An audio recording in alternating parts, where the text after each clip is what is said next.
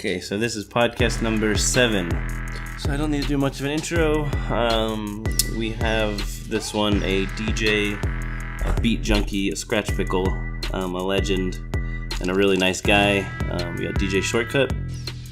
I bugged him when he landed in Brighton for the Scratch Barbecue, and despite not sleeping for a day and a half, he was still eager to do the podcast. So we got some pizza and then sat down and had a chat. So one interesting thing here for me was that I didn't really expect. I knew a little bit about his roots in the kind of sound system scene, but I didn't realize how much he was into it and how kind of excited he would get by it. So I mentioned he was super tired. He passed out in the car on the way to the podcast in 2 seconds. But whenever we were talking about the kind of West Coast sound system scene in the early 90s, his eyes would kind of light up. You get all full of energy again and get really into it. So that's kind of an interesting thing I didn't really know much about or expect from this one. So for the performance video, I went with a short clip of him from the barbecue. I initially wanted to put something from the 98 DMC final, because that was my favorite kind of one of my favorite all-time sets in general, but it's kind of too long for the whole thing, and I really couldn't decide where to shorten it. There was no part I wanted to cut off when I was trying to think of it, so I went with this. And I think we've all seen enough videos of him scratching and mixing and stuff, so everybody's well familiar with that. So yeah, don't forget to support the podcast. Please download the Playground app, play with some beats, subscribe. We've got some new stuff from DJ A1 of the Skratcha and Dilla House Breaks, and we also just released a Chuck English map that you guys probably know from D Styles mixes. The beat, he's used it quite a lot in his performances. And there's always, of course, the Thud Rumble map is still free as well. Alright, so thanks and enjoy.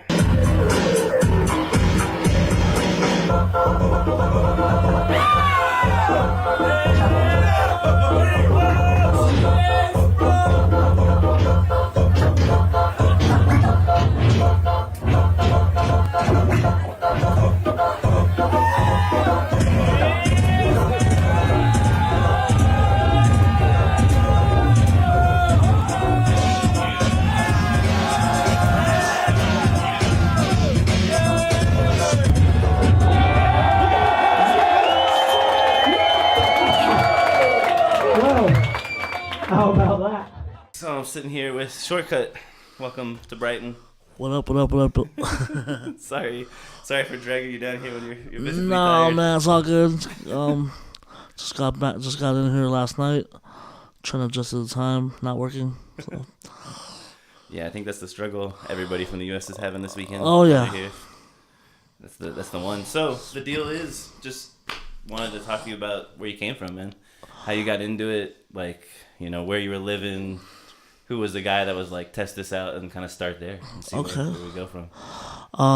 Well, I started in 1987. It all started when I went to a house party that my friend was having for her older brother, and it was pretty much you could picture a rock concert inside of a garage. And the way if you can imagine that, he was part of a sound system. My boy, his name's Larry. He was part of a sound system. And, when I sneaked downstairs just to see, I wasn't really old enough to even check out the parties where the big kids were, right? Yeah. So, but just this, I was just intrigued by how they set up the speaker system and the lighting and all that stuff in a small amount of room. And it was a trip, man. I was just seeing the DJ go off. I mean, I was just so used to watching DJs kind of just mix and stuff. Yeah. But to actually see a DJ kind of in the center of this, a whole lighting system, with the bass cab stacked up super high, inside of a garage of all places. Yeah. And so That's where I come from. I come from the. You said a rock party, like you like punk rock? Oh, no. Just the garage looked like a rock concert, a little mini rock concert. Yeah. So, and that's what it is with all the in the Bay Area. Like with the, at one point there was about 100 mobile sound systems, and all of them competed. Like that's how we would battle each other. Like let's think of a hotel ballroom. Yeah. And like 5 of the big groups in the Bay Area come through. They'll start loading up at 10 o'clock in the hotel, stacking the speakers up, setting up their lighting, however they sketched it the couple of days before. And then at night, the battle, everyone, after just setting all that stuff up, they'd have about 20 minutes each. And at the end of the battle, they'd give trophies to who had the best sound, who had the best lighting, who had the best overall.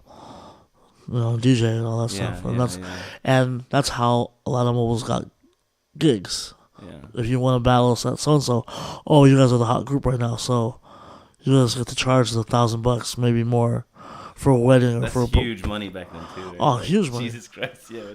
Yeah, I mean, but back then it's like depends how you made your money. Like, we right. Some people would like put it back into the equipment and all that stuff.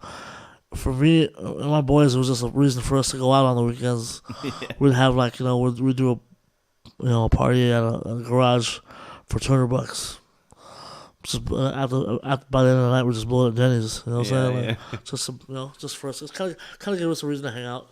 But at the same time, for me personally, I think it just gave me a reason to, or not reason, but it gave me got my feet wet to how to play in front of a crowd, how to understand crowds, how to play knees. How to play from them, and just like kind of get an idea of what it's like to be an entertainer. Yeah. Really. So who were the dudes that you were hanging out with or you're playing with at that time then? Well, the name of my group, the name of my sound system back then was called Just Too Hype. Yeah. Just Too Hype sound system, and and the other groups cats like Qbert, he was part of Lifestyle Productions. Mm-hmm. Apollo was part of Unlimited Sounds. Mixmaster Mike was part of High Tech Sounds. Yeah. One of those kind of things. And everyone would battle each other at one point. And it was like the one that you always were like, those motherfuckers. You know what I mean? When I was entering battles locally, it would be especially D Styles and this kind of DJ Quest. Yeah. And we were the main three. We were the main 3 dudes who used to kind of win all the battles. Yeah. So we'd always kind of see each other all the time when we enter these things. So when was the first time you came across D? Like when I came across D in '92. '92. Yeah. He was in a battle that he won. There's this store out there called Dynamic Sound and Lighting. They would have 6 consecutive battles, and after the winner of all 6, they'd have a bigger battle. Yeah. And then the check was for $200,000 and speakers and lights and whatever the hell else they got from They must have been balling, all those dealers of all the sound systems out there. That's what I'm trying to find a spot, or spots when I used to be out here, come back out here to Brighton, Yeah, I know, we were talking about earlier, the London Carnival right now. You have the Sound Tubby, our King Tubby sound system, and all these famous sound systems that have been around from the 60s and 70s. These just insane stacks and the props and everything. I love those. I mean, that's where I came across it. Was actually the UK scene. When I got out here, I knew of it. I was aware of it, but it wasn't going on in Texas and Austin. It wasn't a thing when I was getting into it in the 90s. So it was getting out here in the UK. I was like, whoa, okay, that's what I've been hearing about. That's what I was talking about. And it's that's the funny thing too. For the Bay Area, we had no idea that the Jamaicans were doing that. Yeah. You know what I mean? But we had the same instincts of them, where we would build our own bass cabs. Yeah. It was mostly always a father. It was a reason why you and your dad were kind of close. Yeah. On the weekends, my boy, the sound system owner's dad, he would him and his son would be the ones that we're about to work on the amp rack this week. Yeah. And just cutting the wood, carpeting it up, putting the brackets in, putting the brackets, all the boxes, just building all the stuff. We didn't have enough money to buy it, just a whole light control. So we straight built it out of household parts and a big ass. It was funny, man. It was Yeah, it's cool though. It's really DIY. It sounds like the teapot is boiling. I'm gonna go stop it. Real quick. 2 seconds.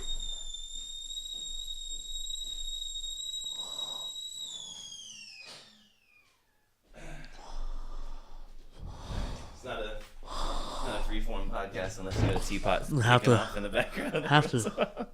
So then that was, what years was that? You said that was around 90? For me, that was 86, 87. 86, 87. So, Yeah. okay, sorry. I thought you were saying later. So then 86, 87, you're doing all those battles. And then, so you came across D, Qbert, all them. Yeah, I didn't come Apollo. until later then. Yeah, Oh, later, later. sorry. I mean, like, back in the days, Apollo was the big DJ for Yeah. for the sound system scene. Like, his sound system would win a lot of the battles. Mm. But in those same battles were Mixmaster Mike, the Qbert, Yeah. and all these other legends who were eventually ended up on the radio. Right. So And then so I guess from that, what was the next step? Like you're DJing for parties, you're getting used to getting comfortable in front of everybody. Like where are you going from there? What was your kind of you're getting into more of the scratching side of things or the juggling or? Well, I always started scratching because when it was one of my friends, this girl I used to walk to school. I would walk home with all the time. Yeah. And one day she told me, "Yo, my brother has a bunch of DJ coming in his room. I should just teach you how to scratch. Want to try it out?" I'm like, "Oh, sure." Took me to the room. It was a realistic mixer, piece of shit. The toggle switches weren't even high enough to really do anything proper scratching wise. Yeah. So we put like a pen top, stick it in there, hold it at the same time. So it's like, Yeah, give you a little leverage. Give you a little leverage, and then, but yeah, just stuff like that. Just kind of like give me ideas of how to use alternative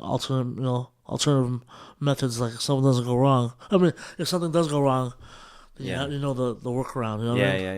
Yeah. And yeah, so that was cool that I learned that early on. Yeah. So you got the sound systems. You're DJing. You're running into all these guys, and then. When does it start? When do you start to see the kind of like the scene changing into the battles, the scratch battles, and all that? I think I would say first for me, just watching Qbert take the 91. Yeah, he was the first. He was the first out of all us to, enter the DMC, take the 91, make it all the way to the World Finals. But after that, Mixmaster Mike went and joined the New Music Seminar battle in New York, and he was the first. I want to say he was the first West Coast DJ to win that battle. Yeah. So that was cool too, just to watch those guys, like guys I look up to, and they were really prevalent, and the guys were just winning shit like in 1990, 91. Yeah. Yeah. So. Were you guys? Were they older than you? Were you the same age? Oh no, they're older than me. They're about to turn 48 this year. Yeah. Okay. Yeah. Them 40s. Yeah, man. It's funny being in that age bracket now, because now when you're younger you're like, damn, that's some old ass.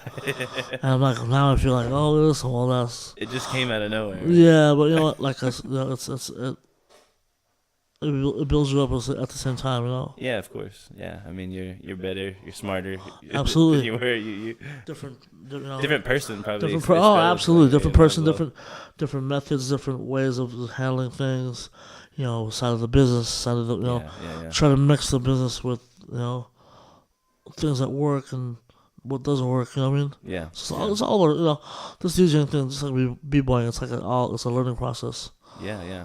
I mean, it seems like yourself. Like I noticed, like you went from like at least my perception in the late '90s, doing all the scratch stuff, and then it was like you were all. It seemed like I'd always see you were DJing somewhere. You was always DJing somewhere. Like your name was always somewhere, DJing parties or big events and that sort of thing. Yeah. So you kind of evolved into that. Yeah, no, definitely, man. Like just watching other cats do it, like from my battle scene. To be able to do it myself, that was a big step. You know what I Yeah. mean?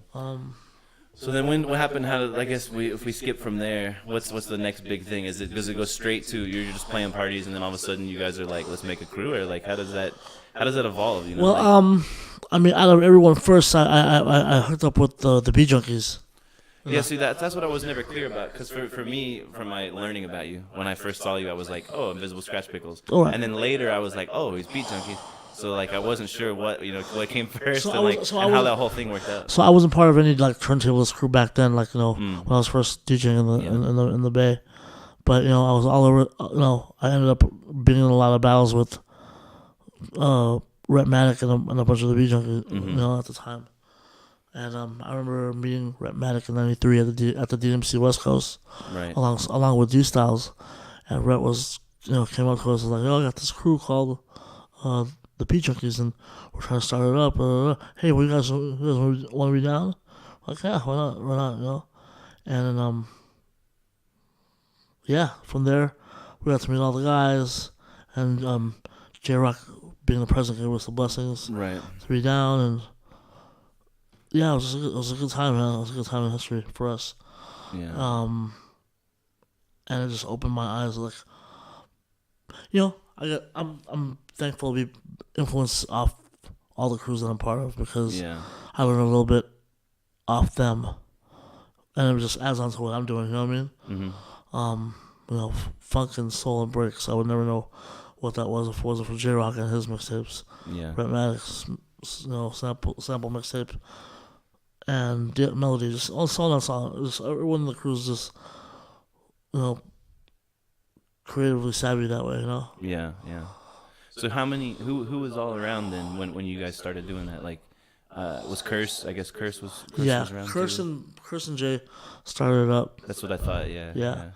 Then of course, Herrmutt, ICIs, a couple of, like me, Babu, Chalk, we all got down with it later. Yeah. Well, that's when I just, made the flip from, I was always a Beat Junkie first before I was a Skratch Piklz. Yeah. Yeah. Nice. So that was, what year was that you guys started? 94. Okay, but the crew's been around since 92. Right. So 94, so that was a big jump there. So you're just DJing a bunch, getting good at DJing, sound system battles. Yeah, well, the sound system battles already died out. They died out after. Yeah. How long did that last? Because you said it sounded like a couple of years ago. It was really big from the early 80s to the late 90s. Late 90s, right. Yeah. That was for a time during, like, when... And you got in kind of that last quarter, that 87, like the last few years of it. I got in during the years where...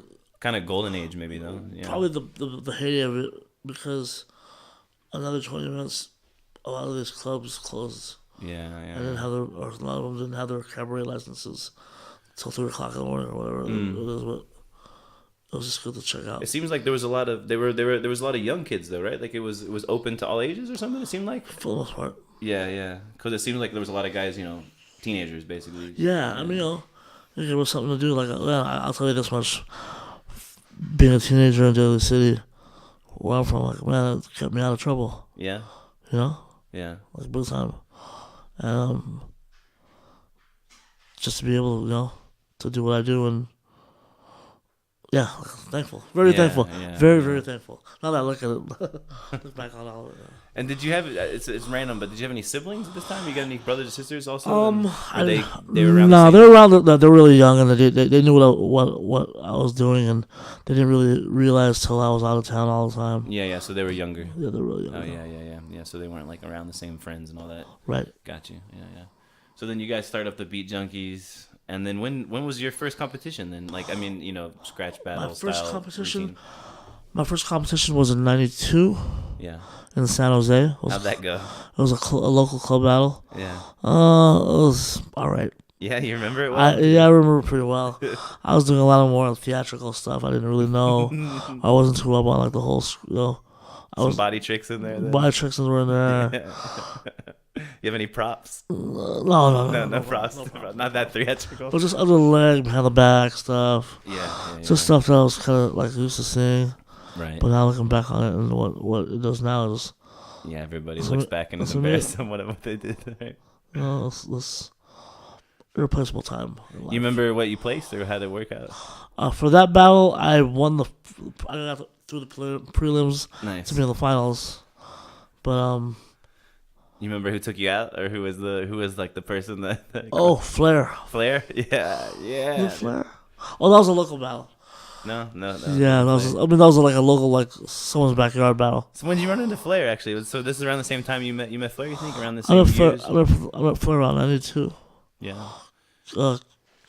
Hubert would bring him over to his house a lot. Yeah. Yeah, I talk to him every once in a while on the chat. We just get into it, talking about some random stuff and looking at stuff. Dope. I mean, yeah, just watching him do the Flair scratch for the first time was pretty incredible. I always wondered, because from the outsider's view, like, I always thought Flair was incredibly sick, right?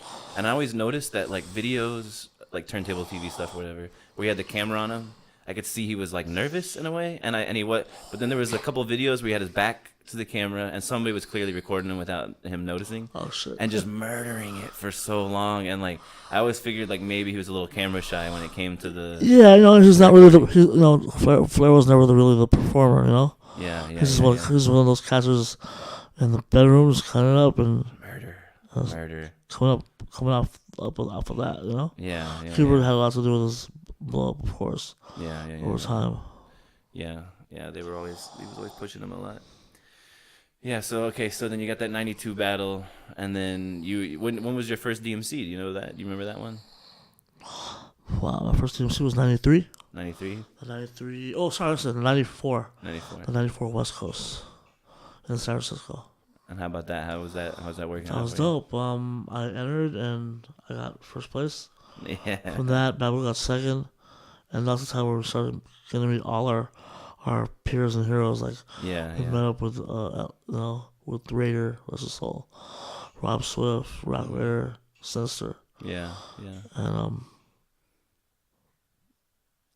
And it's just a trip because one minute I'm looking at these guys, I was like, man, you guys are dope. I wish I could hook up with you guys and pick your guys' brain.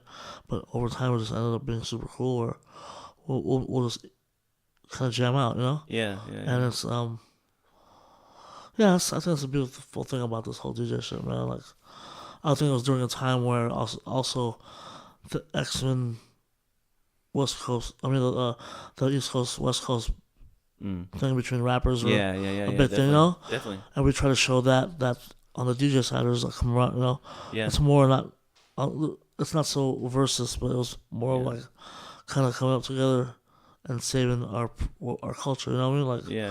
We'll battle, but we'll battle the proper way. Right.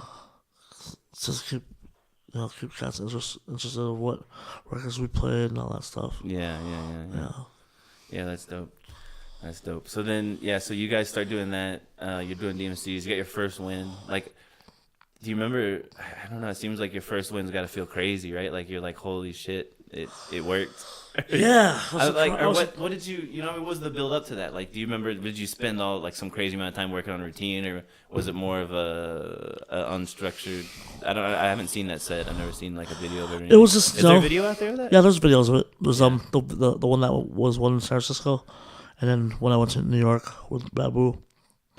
I think I've seen some New York old school with Babu up there video, but I don't think I've seen the West Coast one. Yeah, if you look on YouTube, you'll find it. Yeah. I'll look it up. It was just a great time, man. I was like, styles were just still being developed, and looking at cats like we didn't even have the internet yet, so we're just still going off of VHS. Yeah, of course. Off what the new styles were, and just having the X-Men kind of take us under their belts.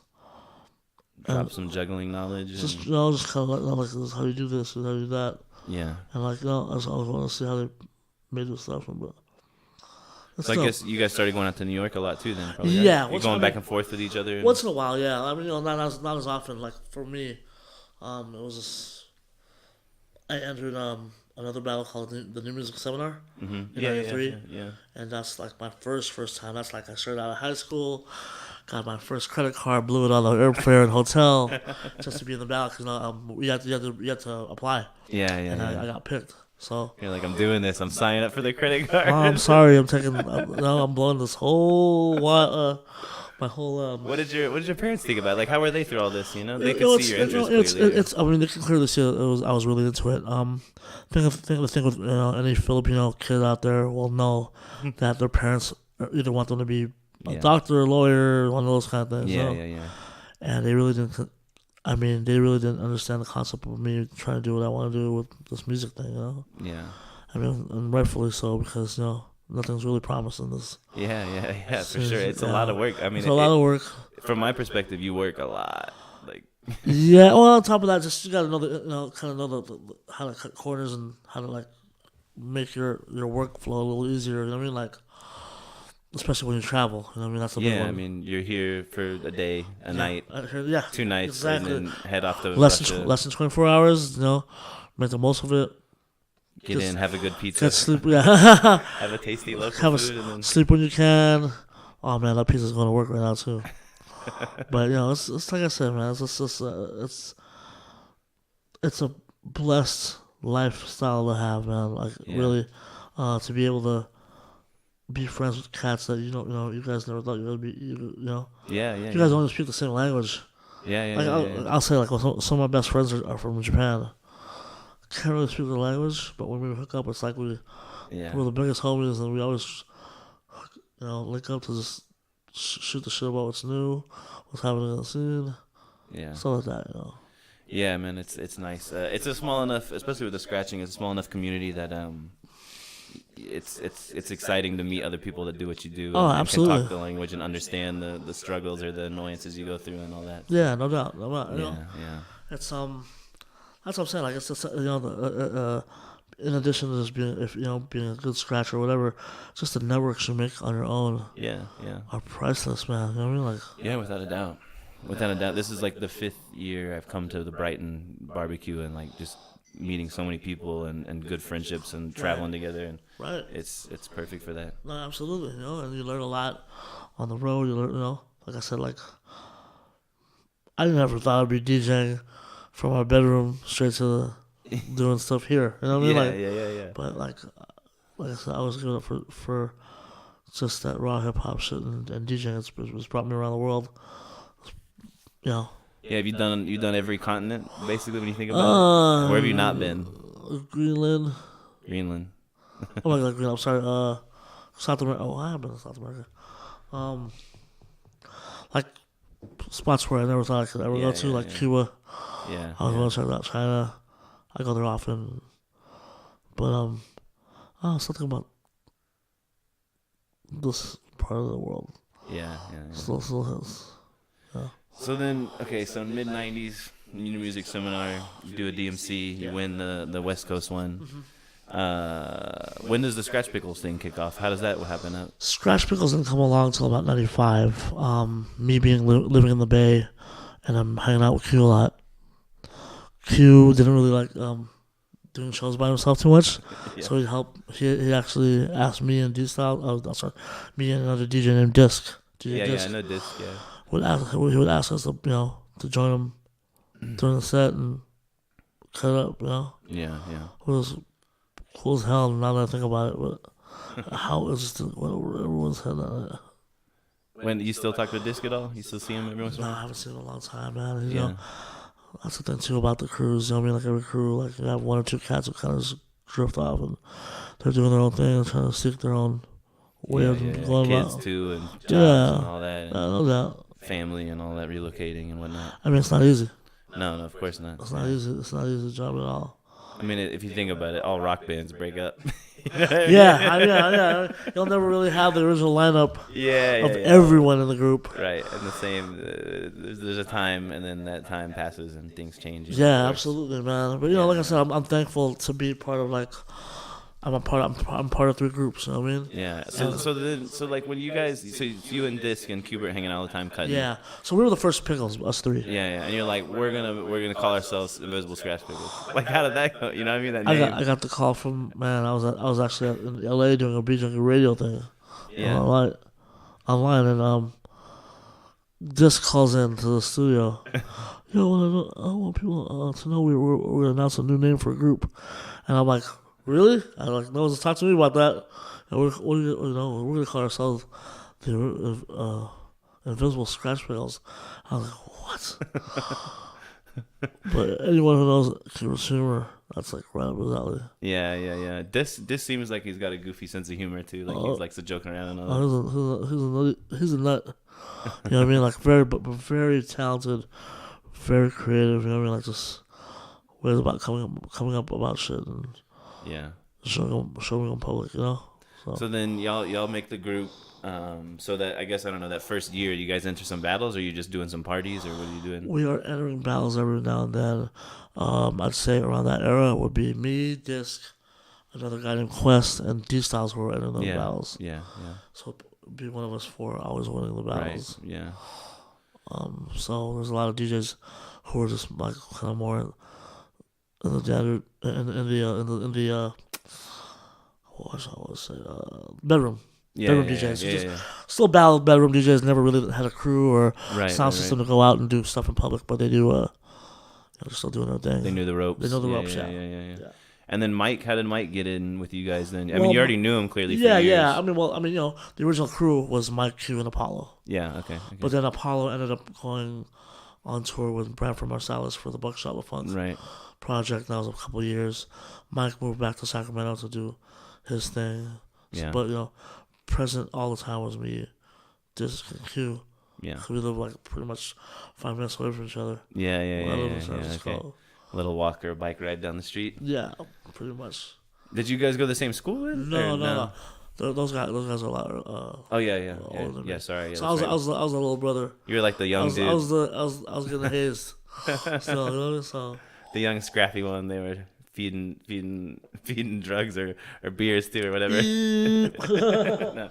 But yeah, it was just a fun time, man. I really learned a lot from Disc and Q practicing with them. I mean, if you listen to all the scratches that they did back in the days, like early 90s, it was just really fast. Yeah, it was. That's the thing. When I came across it, I was like, Speed. It was an eye opener. It was Speed demons. Yeah, it was like there's something else there that like is a whole other level that I didn't realize. But but just on top of that, they made me really appreciate like West Coast DJs because the guys that they looked up to, and like in retrospect, listening to the records. And listening to them again, no one sounds like them. Yeah.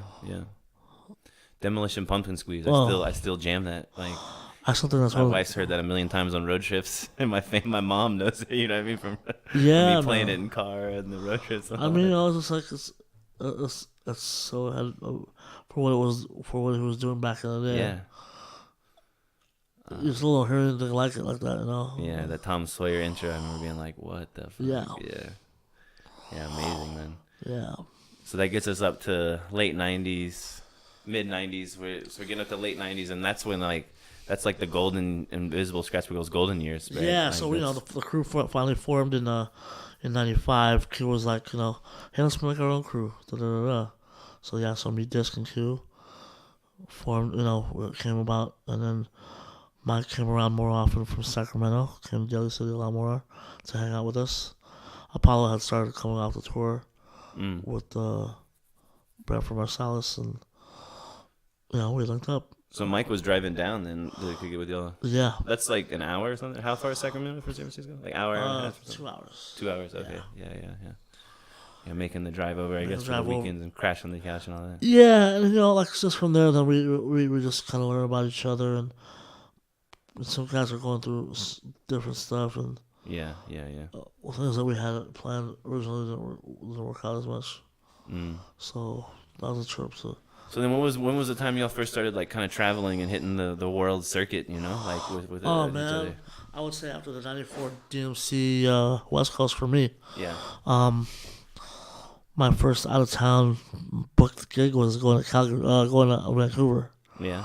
Like after the 90s, after the 94 DMC West Coast, I started getting booked out. Yeah, somebody booked you for a DJing gig up there, or you went up there for like a battle type thing? Just more for the battle, like either the judge battle and then do a little showcase at the end. Yeah, which was pretty common.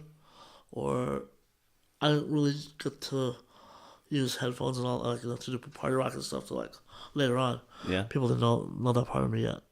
Yeah, because I only saw that part of you, I think, early 2000s, I feel like. Being like somebody from Texas and just seeing what I see online or on like tapes coming out or that kind of thing. That was when I was aware of like your style with that, Yeah. Before I just knew the DMC things and the competition side. Before seeing that party rocking kind of styles. So you guys are doing the thing. You guys are huge. I mean, so like 98, 99, you guys are like rock stars. Kind of, man. I mean, just looking back at it, we were touring a lot. 97. Yeah. That's when Q got A-Track and D-Styles to be part of the crew. Yeah. And for A-Track, it wasn't really realistic because he lived so far away, and we didn't hook up as much. But he was a quote unquote, I don't remember, you know. Yeah. But he, whenever we do hook up, he's always down for us, no matter what. So that's it's a cool thing. I don't know, man. I think there was a time too where like we started doing a lot more gigs, a lot more corporate gigs or whatever. Right. Yeah. But then I started losing the love of making new routines because I was just so used to performing with the guys. So come '95, that's when I entered. I wanted to enter DMC again. Yeah. Not so much just to win the battle, was more of just like for me just to know I can still hang. Yeah. Push yourself. Oh yeah. Yeah. And that's what people have to. So then that time afterwards, that time like that kind of 96 to 99. Yeah. Were you kind of getting a little worn out maybe on the the battle side, the routine side? No, just more. I needed something to boost my drive for it. You know what I mean? Because I was so. Yeah. Oh, here we go. I'm doing another show. I'm doing my old patterns. At least if I have a battle, I want to make shit up for the battle, right? Yeah. So I don't make stuff up for the battle, but I do have things, just little kind of routines that have kind of come up over the years that aren't so official, but just kind of like certain mixing routines that you can kind of do with any record. Yeah. So, the pattern can be played out upon whatever has a similar drum style. Absolutely. Right. Yeah. So then I'm just curious, is that the time when you start thinking like, oh, you know what, maybe I'll get deeper into the party rocking kind of? When did that kind of come about to get back to it, if you will? Because you're already doing the sound system. Well, I was doing clubs throughout the whole time. The whole time. I mean, straight out of high school. Yeah. That was honestly my moneymaker. You know what I mean? So just the clubs. And I guess I figured you took a break somewhat during this whole Piklz, DMC, traveling and that kind of time. Well, I mean, yeah, it was a bulk of it, just to be able to kind of know that side. I didn't realize that some of the politics that go behind playing records. Yeah. Certain records and how to how to play them and when to drop certain songs at certain times. That was first for me. Yeah. So then we get into the 2000s. So where are you at in like, I don't know, that 2000 to 2005 kind of chunk of time? What are you doing? What are you up to those days? You think? Can you remember back to that? I don't remember so much. Yeah. One of those dark periods. Just doing gigs. Dark, yeah. Just doing gigs. Just doing gigs because it was I mean, man,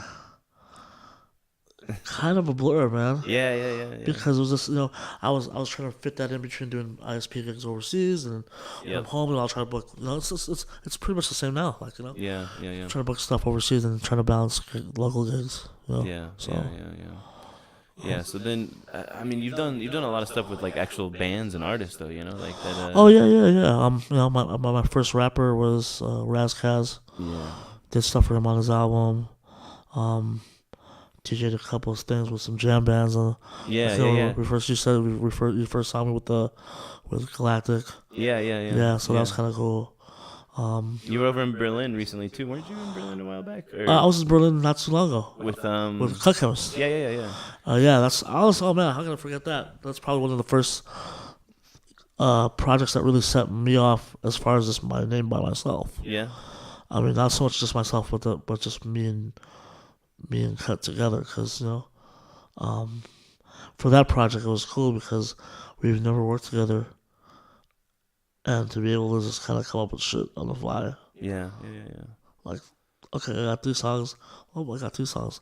Okay, let's try to, follow each other's lead. If you got something that you want to throw in, just throw it in. Yeah. And I'll back it up with something else. And just,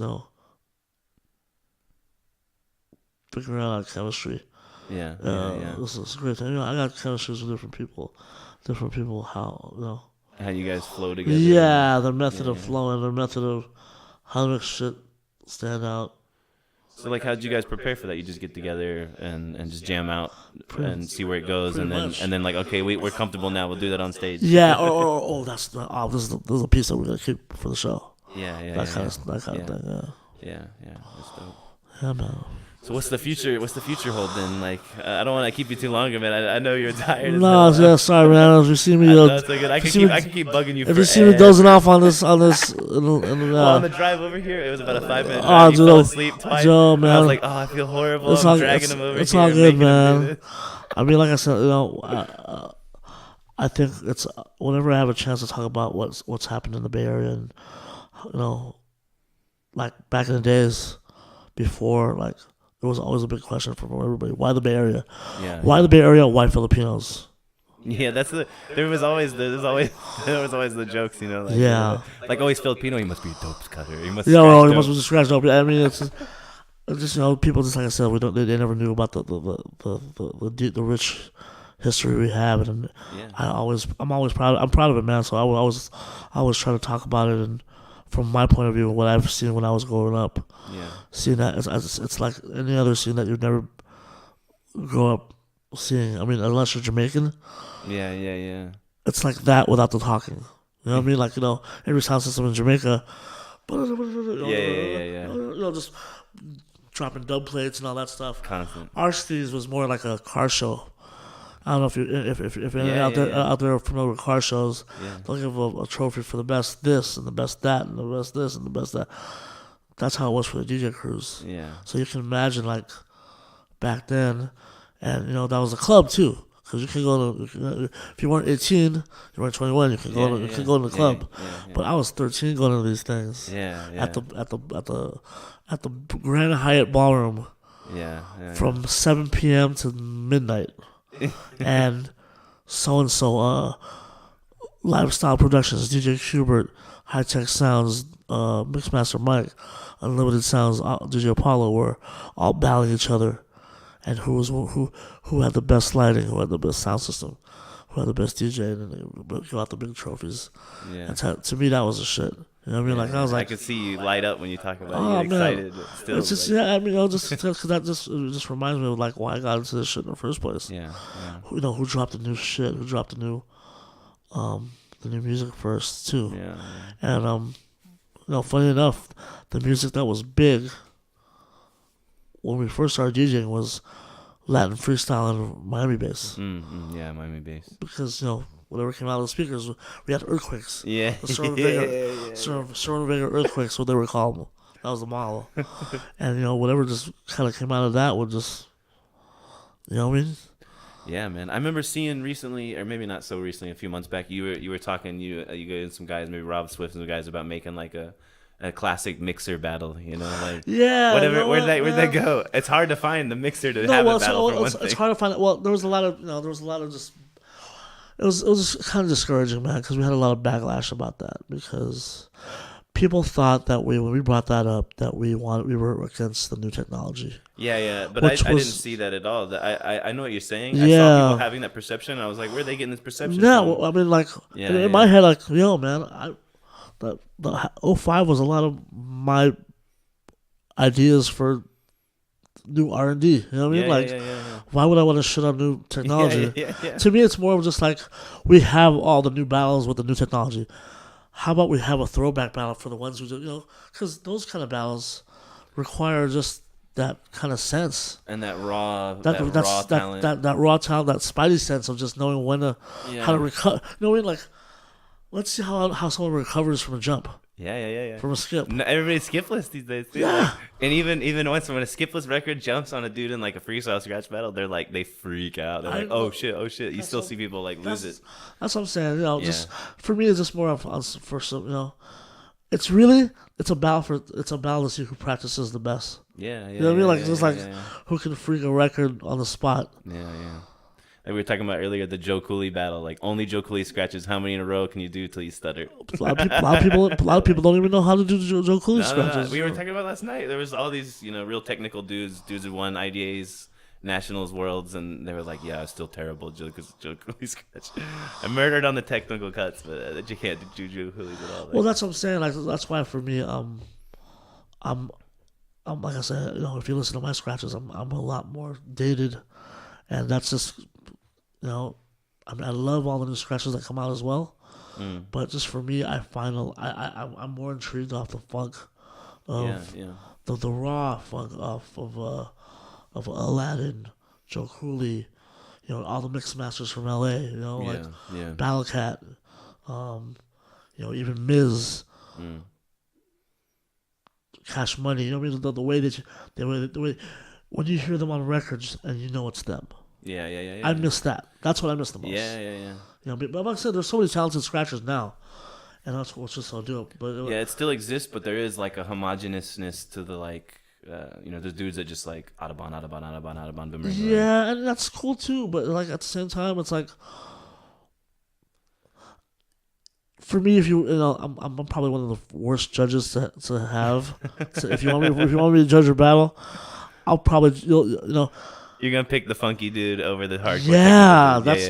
I'll tell you this much, man. I'll give you a crazy example is the last DMC World that me, D, and Q judged. Without looking at each other's score sheet, yeah. we were the only ones who voted for the same guy for first. Oh yeah, that's funny. And it was kind of ironic because it was the U.S. guy. Yeah. But we didn't vote for him because he was the U.S. guy. Yeah, of course. He was just the only guy out of the whole battle that just made us nod our head like crazy. Yeah. And it was just, Yeah, I was getting judges for the Clash of the Titans final, asking all these guys, and one of the guys, I won't mention who it was, but he was like, "Oh, I can't enter because I'm biased as hell because there's a guy in there that's funky and I'm just gonna vote for him." And everybody will know it, and I just feel too biased, so I can't judge. I was like, okay. That's what I'm saying. All right, man. Yeah.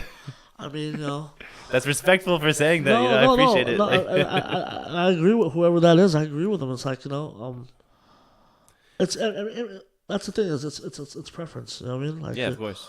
Yeah. Of course, we'll know who the real technical guy is out of everybody. Yeah.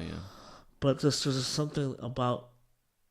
I mean, the minute I'd rather, like I said, not to diss any other technical DJ out there, but I can't sit there and just watch you and just real be steady, just to kind of figure out what you're doing. But even something as simple as a, like anything that I heard, that's why I like listening to the records that Premier make. And I'm hearing Premier scratch. I mean, Premier is like the king of the smooth, simple, smooth, just dope phrases and. Like I honestly rather hear him and just to hear his simple hook scratches. Yeah. That will stick in my head forever. Yeah. You know what I mean? Yeah. The master of making scratches of a verse, actual. Or memorable. It's almost like his scratches are hip hop in a weird way. Like, you know what I mean? Straight up. You know what I mean? Like. Yeah. Like, that's. I mean, like, people who don't know scratching, they'll like, oh, that one track with that dude scratching, I love that. It's forever. And, they know a little bit about hip hop, and it's always Premier they're talking about. Pretty much. Or even like, that who's when he did Who Was Gonna Take the Weight? For its time. Just that kind of shit. It's like, that'll be in your head forever. Yeah. But like I said, different strokes, different times, different things. Yeah, of course, yeah. The battles, certain battles that are being held, they're specifically for this, for that, for this, and that. Yeah. So I'm, like I said, I see it from both sides. Yeah. Have you been involved in judging any of the 3 style stuff, or? Yeah, I did those two. I figured you would be with the whole party rock. I did 2 of them. I did the one that was in Toronto, and I did the one that was in Azerbaijan. Yeah. And those were hard to judge because those were long. They're long, man. Yeah. 4 days of watching 15 minutes. That's a long time. But I love it. I mean, like I said, I'm glad there's a 3-style battle. Me too. Yeah. It's not my style. It's not my style. But it had to happen. It had to happen. I agree 100%. For the masses to understand this DJing shit after, especially during a time that we're in DJing and people think DJing is, raising their hands and clap. Yeah. It's good that we still got the 3-style. I'm glad that we have the IDA that's really taking the technical side to the next level. Yep. DMC is still sticking to the guns. Yeah, definitely. The way they do their thing. Keeping strong. And that's why me and Rob were like, let's have this old battle. I think it's a great idea. Maybe like an invitational, No, that's what it was supposed to be. Yeah. It was supposed to be invitational. We just wanted. You guys got to do it, man. Do it. I mean, it's not because we realize not everyone can just join it. Yeah, for sure. There's just certain cats who know how to recover from a skip, or who because the rules were what it's like. There's gonna be a mystery crate Yeah. all the most famous juggles or famous doubles or whatever. Yeah. The first guy was supposed to have, Peter Piper. And you hand it to the first guy, and he marks it up the way he wants. And 1 minute, whatever you want to do, just 1 minute on an old ass 2200. Yeah. And once you're done, you give the same records to the other guy, and he'll mark it for what he wants to do. And it's pretty much. I think it's a great. I think idea. it's just, to me it's like it kind of separates the cats who kind of know. Yeah. Like who know. Yeah, for sure. But I wouldn't enter that battle. There's no way. well, that's what I'm saying. But the Gemini I had was the Scratch Master. That was the first. But those were stiff faders too, they were man. terrible. But it was still advanced. From that technology. Yeah, absolutely. When I got my hands on an 05, I was like, oh, this is what I need. I was like, holy shit, I got an 05. I'm leveling up. Yeah. Oh man. See, I mean, even the 05 when that came out, I was like, oh, that just gave everyone the upper edge. Yeah. Of like, Yeah, that was when I was like, holy shit, I can do twiddles now. I can do crab scratches. Oh, my God. That's it. That was the goal. That was like my 98, 99 goal. I was like, if I could do crab scratches, it'd be over. I'd kill the game. Just, man, I mean, that was a good time, too. I remember when we first found out about the twiddle. And then we were at the Q's house coming up with the crab scratch, man. It's like, what is happening? Yeah, just that kind of like, that sense of just coming up with shit. Yeah. Sense of wonder in a way. Sense of wonder, right? Yeah. And now we're just so deep into it. I mean, it's dope. I'm glad we have that. I'm glad that Battle Lab has their own thing going. What we saw today was dope, man. I think this is a good thing that cats who are coming just from Europe, but now that they're bringing I was proud, honored to be asked to be part of this thing. Yeah.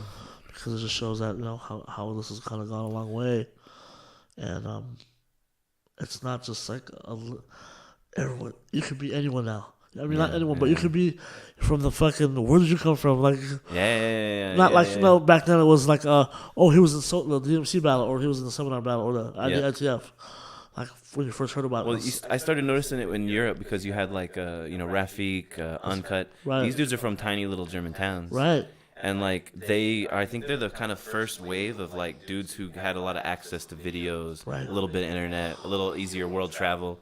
And they were kind of that first wave of dudes like taking it to that other level with the scratching, the technical scratching, and they were kind of the first not YouTube generation, but just right on the edge of that. Oh yeah. They had a little more information than the guys that were coming in the late 90s, the early 2000 guys.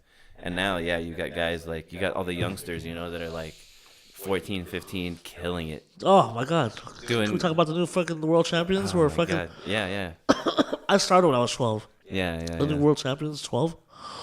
Yeah. That's insane. And there's no the best part about that when I saw that I was like, I didn't see a set yet and I knew the name and then I was like, oh yeah, and then I watched it and I was like, oh good, like there was no like handout. No. You know what I mean? Yeah. There was no like, A-Track was the same way. There was no handout there. You knew. There was no hand. Yeah, there was no like, oh well, I don't know. They're just doing it because he's young and it's promoted. Like, nah. It wasn't. It was clear. Yeah, it's clear. It's clear. No question. And the video, it's always the video at the very end that will tell you the truth. Like, yeah. Everyone's gonna have their own opinion about who should have won what and whatever. Yeah. But that's all part of it, right? Like, yeah, of course. You can't have a good battle without any controversy. Yeah, man. I mean, like I said, I'm really glad to still to see these and keep up with the It's so hard to keep up with all the battles, but I try as much as I can to kind of see what's up and still be there. This portable turntable scene is. Yeah, you rocking the portable now? You got one? I got one. You traveling with it or just? No, I try not to travel. I mean, it's just hard, Yeah, it's a big chunk. But Jesse Dean made me one with Serato in it. Yeah, nice. And it just makes it more easier for me to make some shit up, like especially when we're trying to come up with the next ISP album. Yep. Just certain kits that I make, just like to be able to just make a kit on the fly and then be able to scratch it right away. Yeah, it's amazing. It's a blessing. So yeah, I bet Serato was huge for you then. Like when you got your hands on that with all the travel, and you're like, oh my God, I don't have to bring crates. Man, the craziest shit is I don't know if you remember a magazine called Scratch Magazine back in the day. Yeah. So we did that magazine. Did one of the first reviews on Serato with me. Nice. And nice. I didn't know that. I gave it the most fucked up review. You didn't like it, or what was it? I didn't like it. I thought it drifted. Probably was. It It was the first thing, right? Were you even trying a production one, or was it like a prototype? It was kinda? a prototype. Yeah, I'm one. sure there was, right? There was some delay and that, and I just didn't, and me just being a purist because I mean, like, I'm looking for these fucking records that cost like $40, and now they ain't worth shit. Well, but, I mean, they're still worth it. If you look at Discogs, right? Thank God for Discogs and all that. So, but seriously, man, just the way that music's going, and man, if Serato wasn't around, I would be DJing. Yeah. I would not, just because it's a hot song, I couldn't come to terms with paying for a Drake record. Yeah.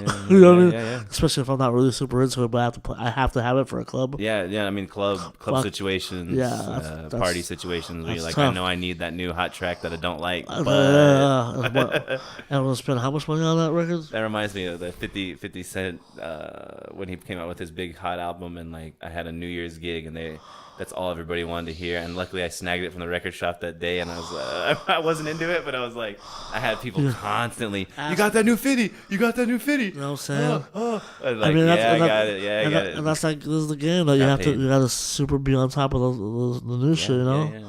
So, are you involved with the record pool, with the Beat Junkies record pool? I'm not directly involved with it, but I'm always on it. Yeah, I figured as much. And I'm glad that we're able to put a lot of different shit on there. That's not totally like mainstreamed out. Yeah. No, I hopped on there, and it's like, it seems like, it's like this constant rotation of, there's some small random like scratch stuff, some break stuff. There's some remixes of some pop stuff. There's some like bass, or it's really varied, It's perfect for like rocking a educated club crowd. Absolutely. And, we try to put as much stuff there as far as like 12 inches that have like acapella and this and that, and some of the stuff that you probably never got to get around. Yeah. If you didn't want to rip it, or you forgot to rip it, we ripped it for you. Yeah. You know what I mean? So I've got terabyte or so of Beat Junkies record full downloads, man. I got on there and went crazy. I was getting like every single thing as they came out, and I don't blame you, man. And then, so what's up with the new school stuff? You're involved with that on the online, right? I think I saw you had a lesson release or something recently, or once in a while. I mean, I'm now that things at home kind of chilled out with my daughter going back to school and all. I'm gonna try to invest more time into the school, because I see that they need a lot of more hands-on. It seems like it's working out well, though. It's doing great, man. I mean, I think this is what they have with the online. Like right now we have this is the new school, online school. Yeah. That's what I meant. The new online one, but I saw that. So I know the physical school, like the playground. We got the table there with like Mr. Chuck put it there. I mean, that's important, man. So to have, just to be able to people to see us do that. Yeah. I intend to do another a clip of that for the school too, but Yeah, I think it's dope. When I first saw it, I was like, "Oh yeah." I mean, if I lived out there, my kids would be up there every kid's class. I feel you, man. I'd be in there too for sure, like for all the classes. Yeah, it's a really dope idea. But just to have that, and have that as our legacy. Yeah. You know what I mean? Like, there's gonna be the new pros are gonna come out of there. Like it's. Oh, I know. Without a doubt, those classes of kids, like. There's gems all throughout there that are going to be the new names, like in 15, 20 years. I feel it. Without a doubt. Yeah. I know. That's a big thing. And I think that's our thing with going forward with building the school is, not to just stop DJing, but to extend our legacy to that new generation who wants to learn, Yeah. And I think that there's a lot of, A lot of good. A lot of good for just the new up and coming DJs. Shit, I wish I could learn from fucking. I know that's so and so. Like, whoa, I get to learn directly from you. Like, Yeah. I was unheard of back then. You see D and Babu walking around and helping kids with their baby scratches and their transforms. It's so dope. It's so, on the flip side, there's just a lot of patience as well. Oh yeah. But I'm just saying the rewards come a lot better. Yeah. After I hope that people. The one thing I hope out after coming from the school, that more and more that I really hope that selection becomes a factor in their criteria. You know what I mean? Yeah. Yeah. Like that's one thing I'm missing in these battles is, Yeah. the selection process of what they choose. Yeah. So what songs they choose to play, because all that shit counts. You know what I mean? Yeah, definitely. So then, all right. So that's pretty much all of that. What do you got coming up? You said you're working on that Piklz release. Yeah. So for the meantime, I'm working on the with me and D are working, or me, D and Q, working on the second Skratch Piklz album.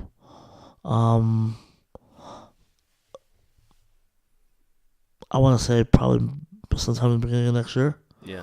We'll probably be out by then. Dope.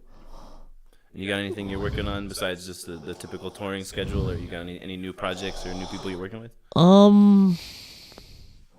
Right now, just trying to work on a new album myself. Yeah. I think that's my only thing I've been missing personally.